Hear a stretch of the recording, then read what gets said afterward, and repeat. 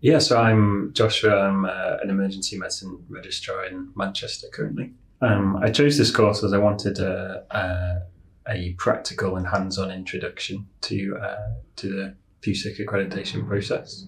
And I had heard about this course from other people who'd done the course, and they gave me lots of positive feedback. So I really enjoyed all of the practical hands-on scanning time that we got during the day.